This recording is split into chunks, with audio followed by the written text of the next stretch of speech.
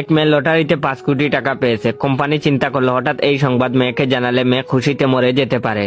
তাই বল্টুকে পাঠানো হলো এমন ভাবে বলার জন্য যাতে মেয়ে খুশিতে না মরে। তো বল্টু মেয়েকে গিয়ে বলল, মনে করেন আপনি 5 কোটি টাকা পেলেন, তাহলে কি করবেন? তখন মেয়েটি বলল, খুশিতে নাচবো, আপনাকে ভালোবাসবো, আপনাকেই বিয়ে করব। শুধু এটাই না, অর্ধেক টাকা আপনাকেও দিয়ে দেব। এটা শোনার পর শালা বল্টু নিজেই খুশিতে মইরা গেল। বল্টু, পল্টু, আবুল, মফিজ 4 বন্ধু 5 স্টার হোটেলে ডিনার করেছে। ডিনার শেষে 4 জন বিল দেওয়া নিয়ে তর্ক করছে। এ বলে আমি বিল দেব, ও বলে আমি বিল দেব।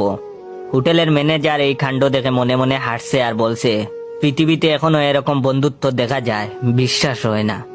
আমারও যদি এরকম বন্ধু থাকতো। এক পর্যায়ে 4 জন মিলে সিদ্ধান্ত নিল যে একটি দৌড় প্রতিযোগিতা হবে। প্রতিযোগিতায় যে জয়ী হবে সে বিল পরিশোধ করবে।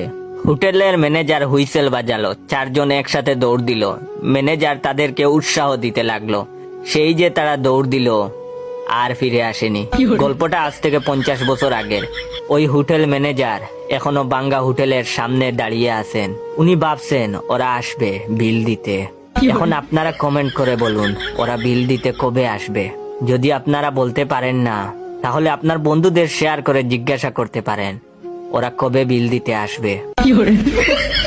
বিদ্যুতের এমন কর্মকাণ্ড দেখে আমি আমার ছাত্রলীগের এক বন্ধুকে বললাম, কিরে বন্ধু, এতদিন ধরে দেশে উন্নয়ন হচ্ছে বললি, তাইলে এখন লোডশেডিং করে কেন? তখন আমার বন্ধু বলল, আমাদের মন্ত্রী কি বলেছেন তা শুনোস নাই? আমরা তো সুখে আছি, বেহেশতে আছি। এখন তুই বল, বেহেশতে কি কারেন্ট লাগে?